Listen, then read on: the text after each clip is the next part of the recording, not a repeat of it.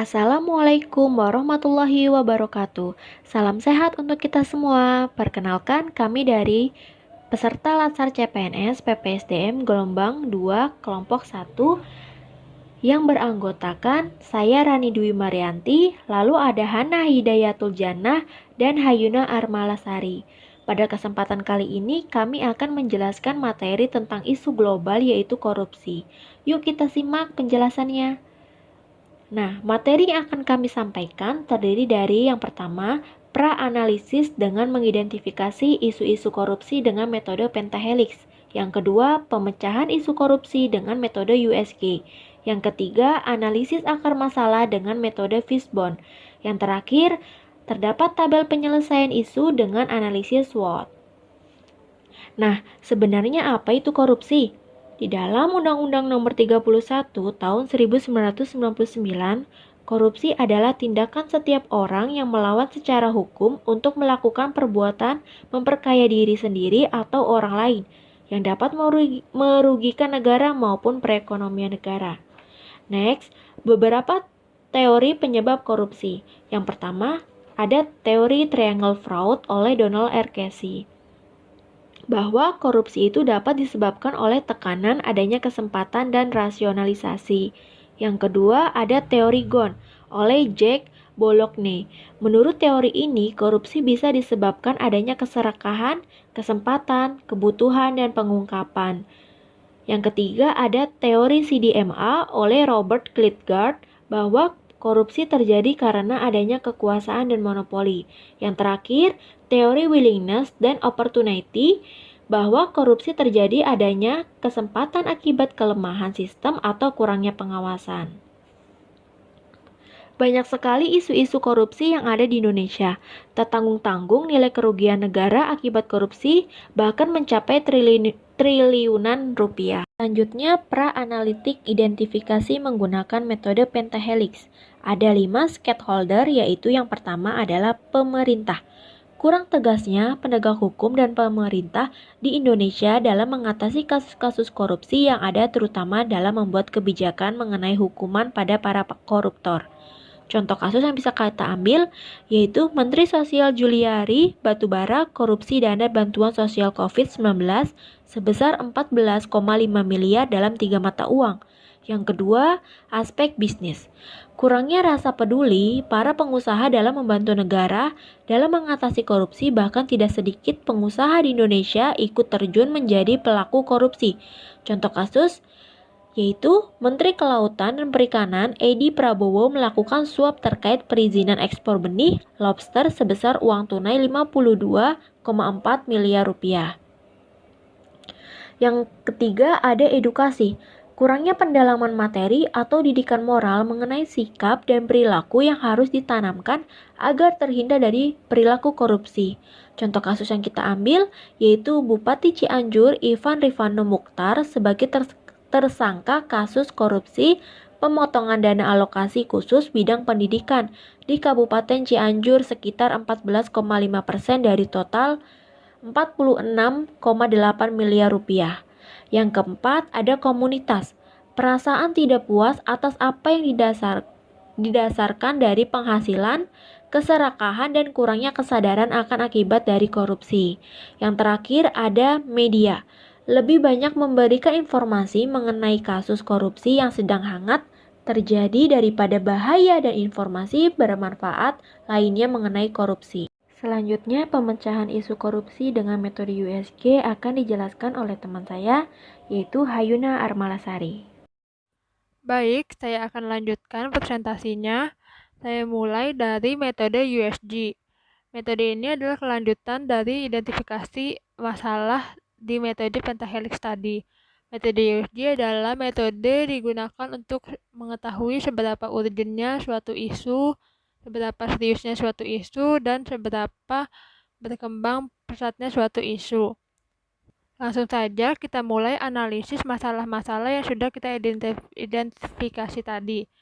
Yang pertama, kurang tegasnya penegak hukum dan pemerintah. Kami beri skor untuk urgennya 5, seriusnya 5, dan groundnya 5. Kenapa? Karena kami menganggap masalah ini cukup serius dan cukup urgen juga sangat berkembang dengan pesat dan sangat merugikan banyak orang. Yang kedua, kurangnya rasa peduli pada pengusaha. Kami beri skor yang totalnya 10. Lalu kurangnya pendalaman materi atau didikan moral. Kami beri skor dengan total 11. Perasaan tidak puas atas apa yang didapatkan atau penghasilan. Kami beri skor 5. Lebih banyak memberi informasi mengenai kasus korupsi yang sedang sangat terjadi. Kami beri skor dengan total 4. Jadi skor tertinggi ada di kasus yang pertama, di kasus dari pemerintahan. Setelah terpilihnya kasus tadi, kami lanjutkan dengan metode Fishbone. Metode Fishbone ini adalah metode di mana kita tahu akar dari masalah ini. Nah, ada 4 bagian. Di 4 bagian ini yang terdiri dari pertama aturan. Di dalam aturan ini faktor-faktornya ada lemahnya peraturan perundang-undangan atau kurang tegas hukumnya, dan yang kedua keputusan hukuman pada para pelaku dinilai kurang bijak atau bisa tajam ke bawah tumpul ke atas. Yang kedua ada individu. Yang pertama itu faktor pertamanya banyaknya yang merasa serakah, tamak, dan minimnya moral. Yang ketiga ada organisasi terdiri dari manajemen menutupi keteladanan pemimpin. Dan yang terakhir ada lingkungan terdiri dari korupsi masih sering dianggap lumrah. Banyak yang memaklumi adanya tindakan korupsi walaupun hanya dalam hal kecil. Dan yang terakhir berkembangnya kebiasaan korupsi. Setelah kita analisa akar-akar masalahnya dan kita tahu penyebabnya dari kasus korupsi yang selalu ada di negara Indonesia, kita butuh solusi yang tepat dengan strategi yang tepat untuk mencegah perilaku korupsi. Salah satunya dengan metode SWOT yang akan dijelaskan dengan teman saya, yaitu Bu Hana. Ya baik, selanjutnya saya akan menjelaskan mengenai metode SWOT. Metode SWOT itu sendiri merupakan metode analisis perencanaan yang digunakan untuk memonitor dan mengevaluasi lingkungan eksternal dan internal untuk suatu tujuan tertentu yang dapat berpengaruh pada organisasi.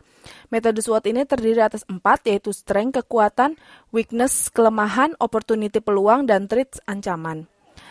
Untuk menghadapi isu-isu global di Indonesia, dari segi strength dapat kita lihat yaitu tersedianya sumber daya manusia yang mendukung, yaitu anggota penyidik yang berpengalaman melakukan penyidikan selama bertahun-tahun dan telah menyelesaikan akademik mengenai hukum. Yang kedua, pemerintah memegang kekuasaan penuh dalam perumusan kebijakan terkait hukum terhadap koruptor. Yang ketiga, lembaga atau instansi adalah lembaga yang mengatur tentang penggunaan dana. Untuk weakness-nya atau kelemahannya yaitu kurangnya koordinasi antar instansi yang berkaitan dengan tindak pidana korupsi seperti BPKP, LPSE, LPJK, dan PPATK. Yang kedua, kurangnya koordinasi antar stakeholder untuk memberikan edukasi berupa penyuluhan tentang dampak dari korupsi. Yang ketiga, pengawasan yang kurang oleh instansi atau lembaga penggunaan dana. Yang keempat, belum adanya aplikasi yang memadai untuk menjamin akuntabilitas pegawai atau masyarakat terkait penggunaan dana. Dan yang kelima, rendahnya kesadaran akan pentingnya pendidikan moral untuk peningkatan soft skill. Ya baik, untuk selanjutnya yaitu opportunity. Opportunity atau peluang. Yang pertama yaitu kemajuan teknologi dan banyaknya sumber daya manusia yang mampu membuat aplikasi untuk meningkatkan akuntabilitas. Yang kedua, pemerintah mampu menaikkan pendapatan para pegawai dengan anggarannya yang dia punya. Yang ketiga, mempermudah alur penggunaan dana yang tidak harus melalui banyak pihak. Yang keempat, adanya undang-undang keterbukaan informasi yang menyebabkan dapat diketahuinya pertanggungjawaban mengenai penggunaan anggaran pemerintah yang dapat diketahui oleh semua pihak. Lalu threats atau ancaman. Yang pertama, pelaku kejahatan pidana korupsi memiliki banyak jaringan dan melibatkan banyak pihak. Yang kedua, kekuasaan yang dimiliki oleh seseorang terhadap penggunaan dana. Yang ketiga, banyaknya kebutuhan yang tidak diimbangi dengan pendapatan. Dan yang keempat, belum adanya kesadaran dari masyarakat mengenai akibat yang ditimbulkan dari korupsi. Untuk yang selanjutnya, yaitu mengenai rekomendasi penyelesaian menurut metode SWOT. Dari segi yang pertama yaitu strength dan opportunity. Yang pertama yaitu pemanfaatan sarana dan prasarana untuk melakukan penyelidikan terhadap tindak pidana korupsi secara maksimal. Yang kedua, penggunaan teknologi digital untuk mempermudah aktivitas yang terlihat mencurigakan sehingga dapat meminimalisir kesempatan untuk melakukan korupsi. Lalu dari segi weakness dan threat, yang pertama yaitu meningkatkan hubungan atau relasi terhadap instansi terkait guna mempermudah dan mempercepat penyidikan tindakan korupsi. Yang kedua, mengirim penyidik untuk belajar mengenai tindak pidana korupsi agar meningkatkan penyidikan. Sebagai aparatur sipil negara, mari kita ubah orientasi tak terjebak gaya hidup menumpuk materi dengan hidup jujur dan sederhana.